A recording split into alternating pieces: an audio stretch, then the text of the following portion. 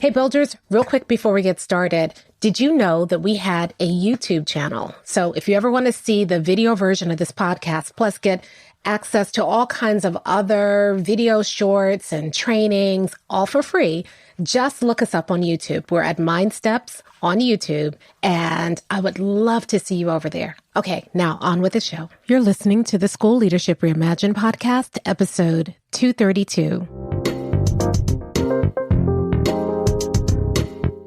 How do builders like us make a dramatic difference in the lives of our students in spite of all the obstacles we face? How do you keep your vision for your school from being held hostage by resistant teachers, uncooperative parents, ridiculous district policies, or a lack of time, money, or resources? If you're facing those challenges right now, here's where you'll find the answers, strategies, and actionable tips you need to overcome any obstacle you face. You don't have to wait to make a difference in the lives of the people you serve. You can turn your school into a success story right now with the people and resources you already have. Let's get started.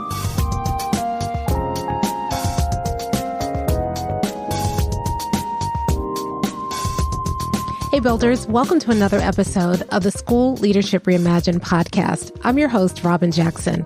And today I'm a little hungover. I don't drink, so it's not that. It's just that we just completed the October reset, and we also started enrolling all of our new boos into Buildership University. And I'm so excited. This group, this cohort is off the hook. I mean, people are so eager, so ready to go. I cannot wait to start working with the new boots. Now, this was our last cohort for the year. We will reopen a new cohort in 2024.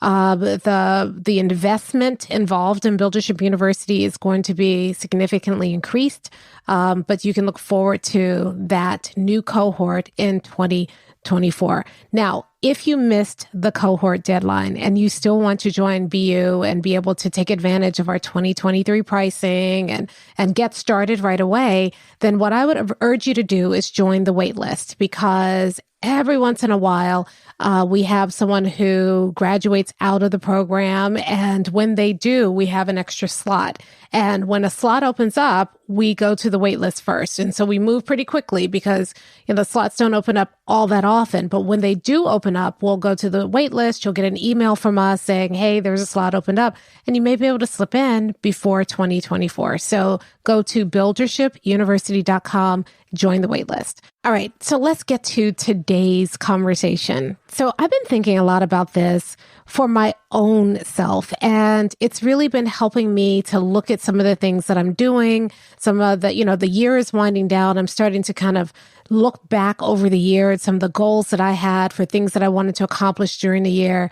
And I've been thinking a lot about, not just the goals that I've hit. I'm grateful for those, but I'm also thinking about the ones that it looks like I might miss for the year, and trying to understand why it is that I'm going to miss those goals. And maybe you're in the same space. Maybe you, after going through the October reset, have, been really reflective about the work you're doing and what is it really going to take to achieve your goals this year.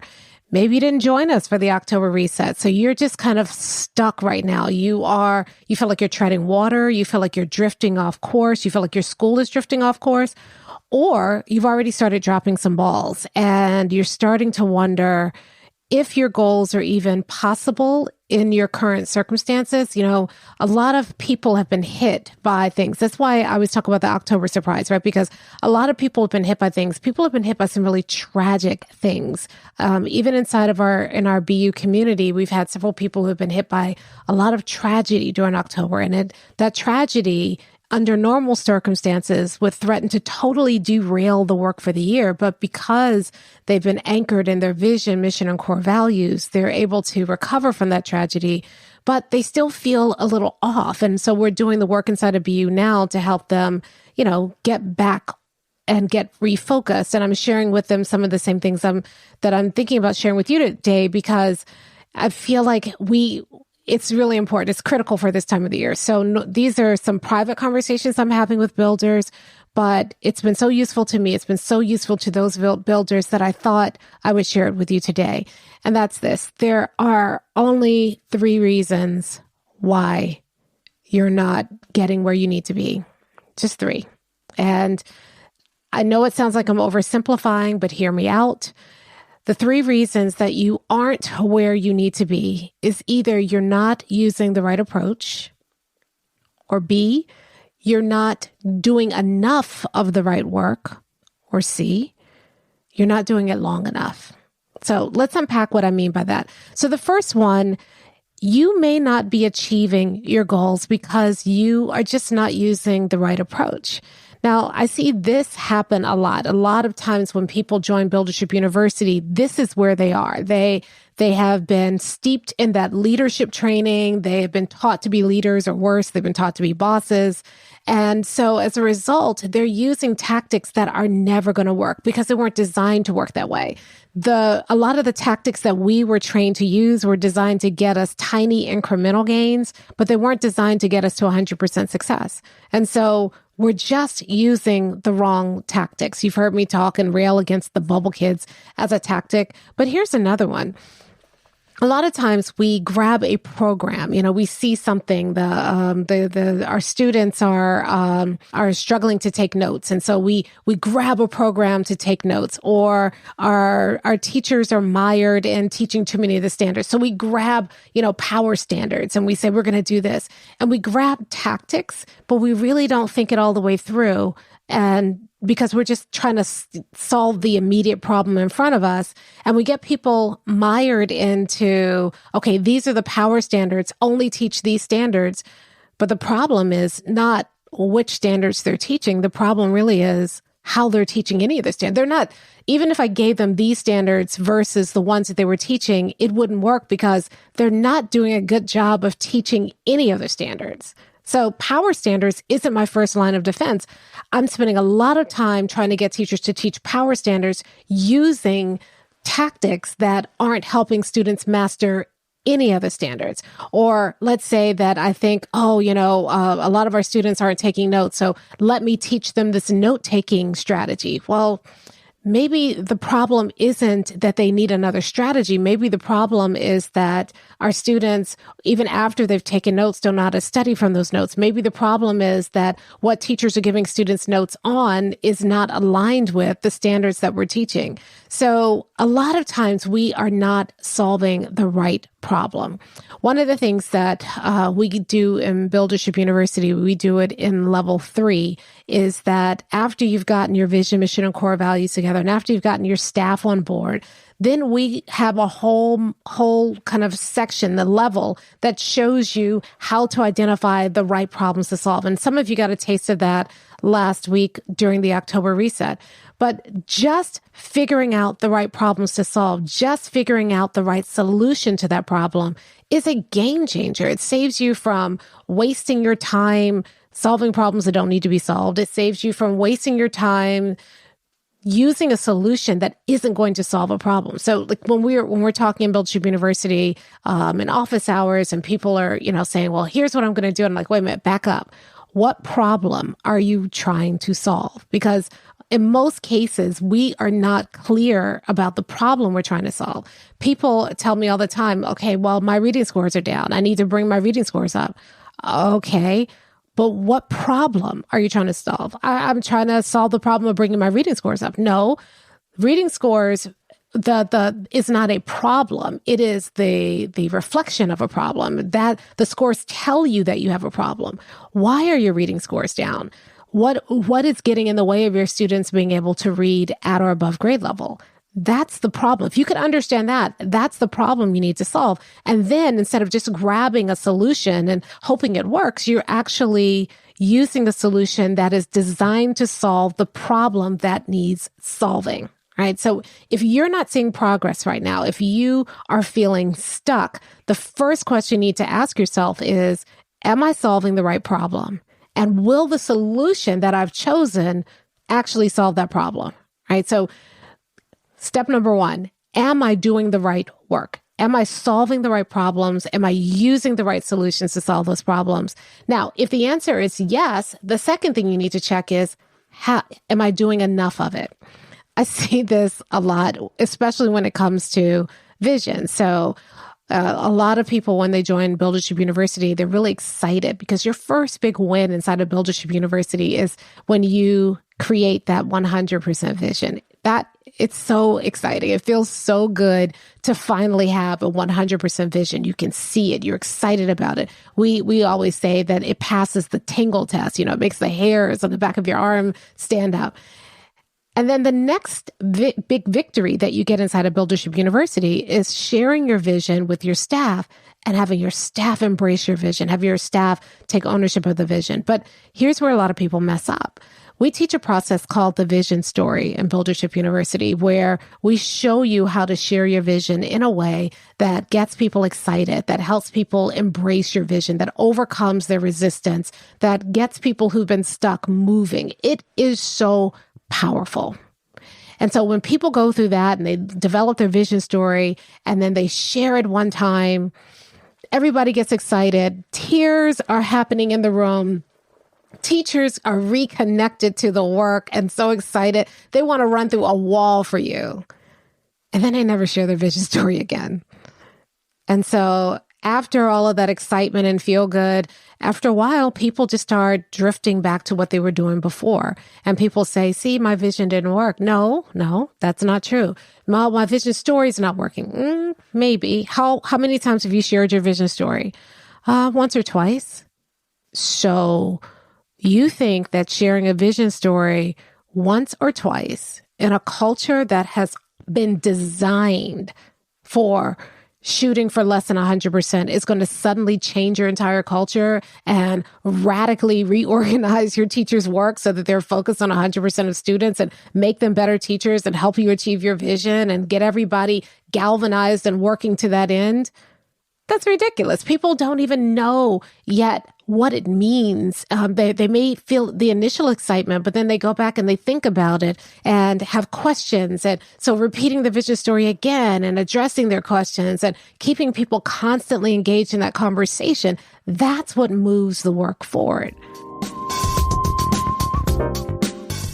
Hey, Robyn here, and I just want to break in real quick to ask you a huge favor. You see, I want to get the word out to everybody about Buildership, and I could use your help. If you're really enjoying this episode, would you mind just going to your podcast platform and leaving a quick review? You see, the reviews get the word out. They tell other people this is a great show. Other people who have never heard of School Leadership Reimagined before can hear about it. And you'd be sharing the word about Buildership. So would you mind just leaving a quick review? It would mean the world to me. Okay, now back to the show. So a lot of times we do have the right strategy, but we're not doing it enough. I see this happen all the time when, we send teachers to one day of training for the new curriculum rollout. And then we go into the classroom the next week with a checklist checking to see if they're teaching to standard. They've had one training.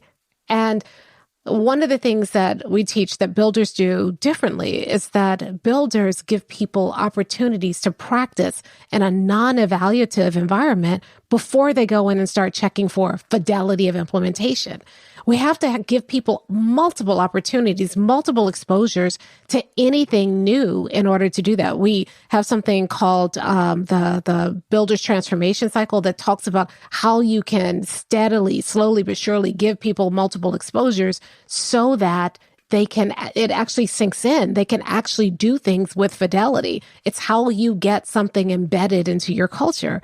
Most people give up before they do it once or twice and they think, it didn't work. I did it once or twice. Well, no, you need to be sharing your vision story until it makes you nauseous. You need to be sharing your vision story until you are sick of hearing it.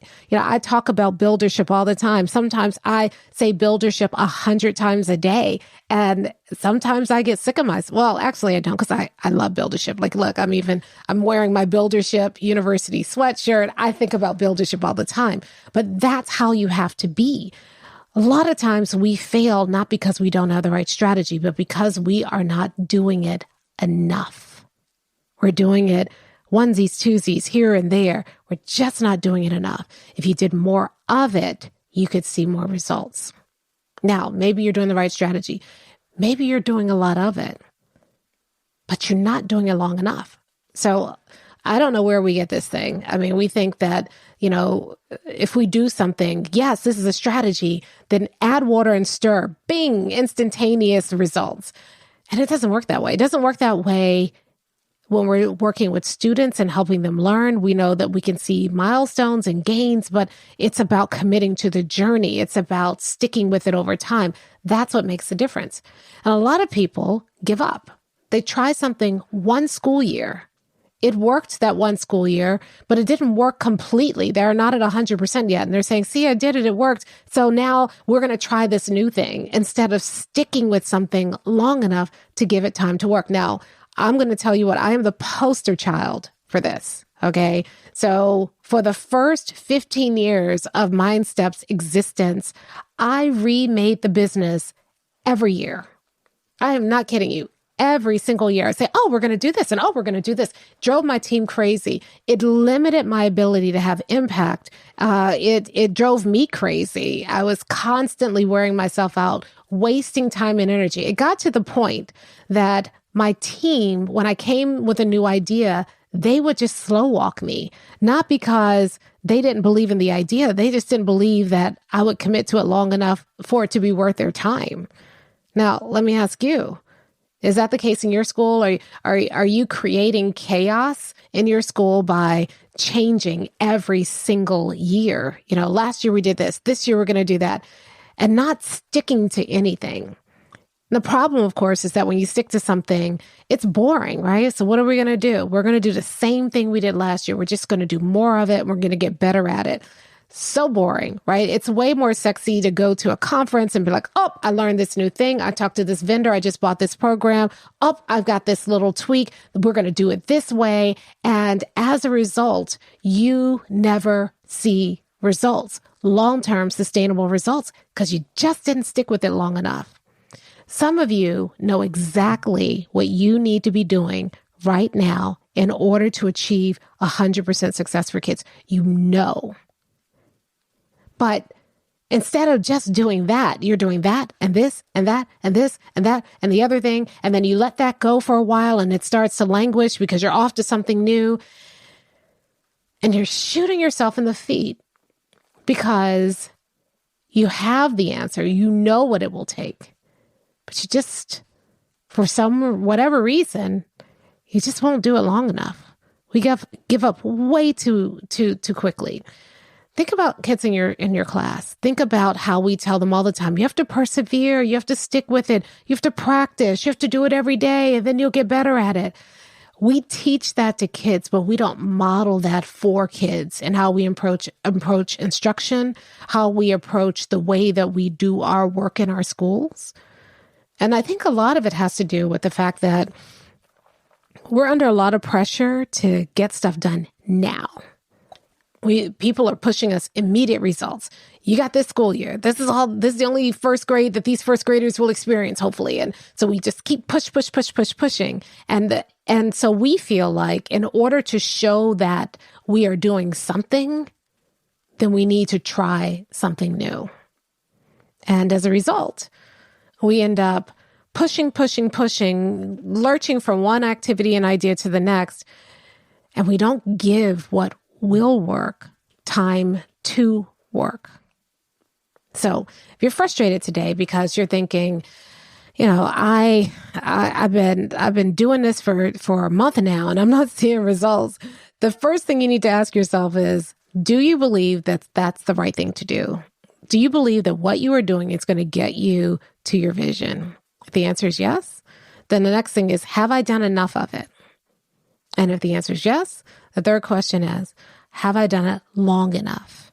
And if you do that, if you use that process, that thinking process to look at the work that you're doing, not only is your work going to be more focused, not only are you going to have more certainty about your work, but you're going to start to see results. And you're also going to start to see the work that maybe you shouldn't be doing It's going to keep you from adding yet another thing to teachers' plates.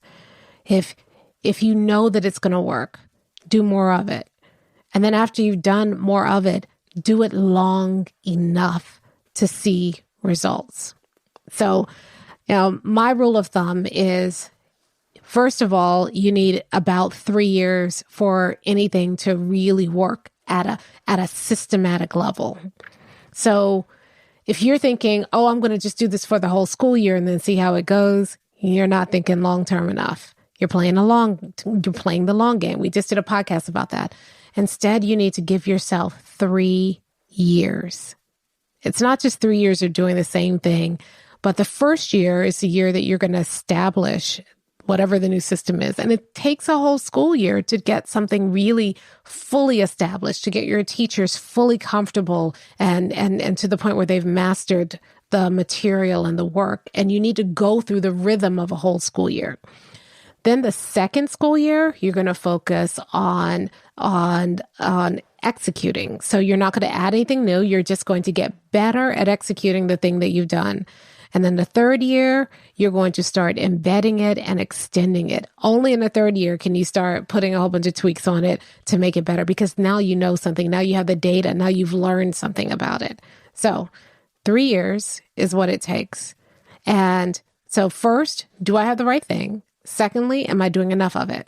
Right? If you have to do it and talk about it and push it until you are blue in the face. If you are not sick of hearing yourself say it, if you are not sick of doing it yet, then you're not doing it enough. It takes that level of commitment to do it every day, multiple times a day, whatever it is, before you can really give up on it. Have you done it enough? And then finally, have you done it for at least 3 years? If the answer is no to any of those, then before you go grab something new, you need to take a look at what you're already doing. Sometimes you're not doing the right work. You're not solving the right problem. Sometimes you are doing the right work. You're just not doing enough of it. And then sometimes you're doing the right work. You're doing enough of it, but you haven't given yourself long enough to see the results. When you do that, you'll have more focus. You'll see more results. You'll be less crazy because you're not lurching from one thing to the next. You'll feel more confident because instead of falling for every new shiny object, instead of giving up too soon, and instead of getting hard on yourself, you have that long-term focus and that discipline like a builder. I'll talk to you next time.